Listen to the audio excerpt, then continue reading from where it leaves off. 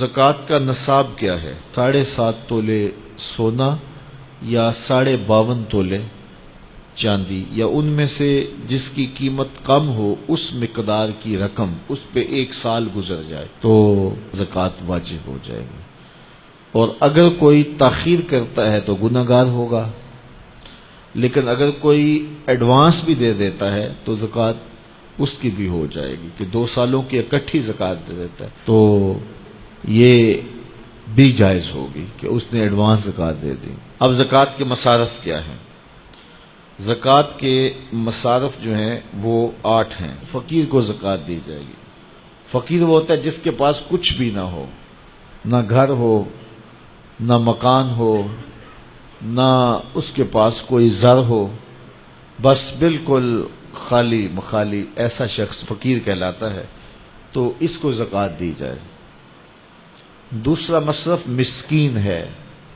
مسکین ایسے شخص کو کہتے ہیں کہ جس کے پاس اپنا ذاتی گھر تو ہے اور تھوڑا بہت کام کاروبار بھی ہے، بچوں کی روٹی روزی بھی چلتی ہے، لیکن اس کے پاس اتنے پیسے جمع نہیں ہوئے کہ وہ نصاب کی ملک تک پہنچیں، یعنی 7.5 تولے سونا یا 52.5 تولے چاندی، یا ان دونوں میں سے کسی ایک کی قیمت اس کے پاس نہیں ہے، تو وہ مسکین کہلائے گا، تو وہ بھی زکوٰۃ کا مستحق ہے۔ تیسرا رقاب، یعنی غلام کو آزاد کرنے کے لیے اس کو زکوٰۃ دی جا سکتی ہے، تاکہ وہ اپنی قیمت دے کر کے اپنے آقا سے اپنی جان چھڑا لے۔ اور چوتھا غارم۔ غارم وہ ہے جو قرضے تلے دب گیا ہے اور اس کے پاس قرضہ اتارنے کے لیے کچھ نہیں ہے، تو اس مقروض کا قرض اتارنے کے لیے اس کو زکوٰۃ دی جا سکتی ہے۔ 5واں شخص فی سبیل اللہ۔ فی سبیل اللہ وہ شخص ہے کہ جو اللہ کی راہ میں نکلا ہوا ہے، جو مدارس دینیہ کے طلبہ ہیں وہ بھی زمرے میں آتے ہیں، ان کو زکوٰۃ دی جا سکتی ہے۔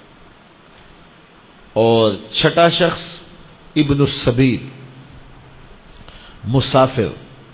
مسافر کو زکوٰۃ دی جا سکتی ہے، اگرچہ وہ مالدار ہے، لیکن جب وہ سفر میں آیا تو اس کے پاس کچھ نہیں ہے، تو اب وہ ضرورت مند ہو گیا، مال تو اس کے علاقے میں ہے، تو اب اس کو زکوٰۃ سے آپ مدد کر سکتے ہیں۔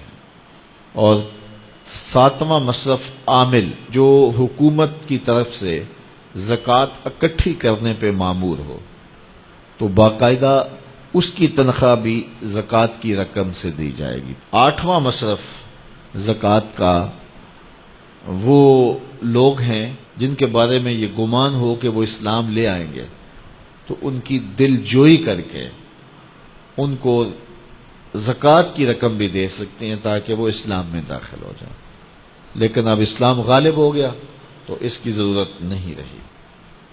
اللہ اکبر۔ تو یہ 40واں حصہ ہے زکوٰۃ کا، یعنی 100 میں سے 2.5 روپے راہ خدا میں۔ ان مصارف میں سب کو بانٹ کر بھی دیے جا سکتے ہیں، کسی ایک مصرف کو بھی دیے جا سکتے ہیں۔ حضرت شیخ احمد مجدد الف ثانی علیہ رحمہ مکتوبات میں لکھتے ہیں، جب دین کا انہدام ہو رہا ہو، جب دین کی قدریں پامال ہو رہی ہوں، تو اس زمانے میں راہ دین میں ایک دانگ خرچ کرنا، ایک پائی خرچ کرنا، دیگر مدات میں لاکھوں روپے خرچ کرنے سے افضل ہے۔ میرے حضور نے فرمایا، میں قسم اٹھا کے، رب کی قسم اٹھا کے میں کہتا ہوں، ایک تو میرا کہنا کافی ہے، پھر میں محمد رب کی قسم اٹھاؤں تو پھر کتنی بڑی بات ہوگی۔ فرمایا، میں محمد رب کی قسم اٹھا کے کہتا ہوں کہ صدقے سے مال کم نہیں ہوتا۔ تمہارا اکاؤنٹنٹ کہتا ہے کہ اتنے کم ہو گئے، تمہارا کیلکولیٹر حساب دیتا ہے کہ اتنے کم ہو گئے، لیکن تمہارا رسول کہتا ہے قسم ہے نہیں کم ہوں گے۔ اب جس نے تجربہ کرنا ہو وہ تجربہ کر کے دیکھ لے، خدا کی راہ میں دیا گیا کبھی بھی کم نہیں ہوتا، صدقے سے مال بڑھتا ہے، مال میں اضافہ ہوتا ہے، مال میں برکت ہوتی ہے۔